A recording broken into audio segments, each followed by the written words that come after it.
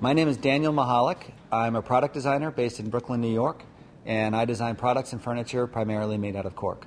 So I first started using cork in about 2003, I believe, and I just found it to be this amazing material which had all of this potential to perform in ways that other materials couldn't. And the objects that came out of using cork were unlike any other objects I'd ever seen. And on top of that, it was this great, clean, healthy, natural material.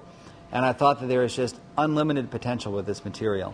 Cork is ecologically healthy in a number of ways. Primarily, it's a renewable material. Instead of cutting down a tree to harvest the hardwood for that tree, you actually strip the bark from the tree and it grows back after 10 years. There's a culture of cork in Portugal. And there's a culture of the harvest, there's a culture of the production. There's also a long culture of craft and creating objects out of this material. And I think that history and that craft and that culture is in danger of fading away. Because it is such a natural, such a warm, such a beautiful material, and I think that there's a greater attention being paid to natural materials and things that have a greater degree of tactility. I think that we're all getting a little tired of shiny plastic, and we're trying to retreat a little bit back to natural materials, and I think cork is ideal for that. And I teach courses on materials and manufacturing.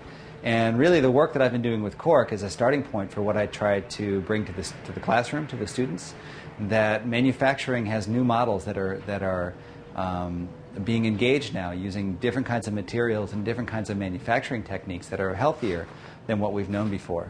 And this work that I've done with cork is a great starting point, or a great place for me to do the research necessary to be able to teach students about new ways of thinking about materials and new ways of thinking about manufacturing.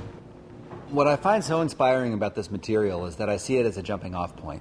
It's not just a material to design interesting objects, which it is, but it's also a model for a different way of thinking of how we use natural material.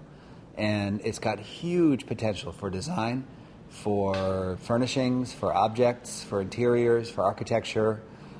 It's got just potential everywhere.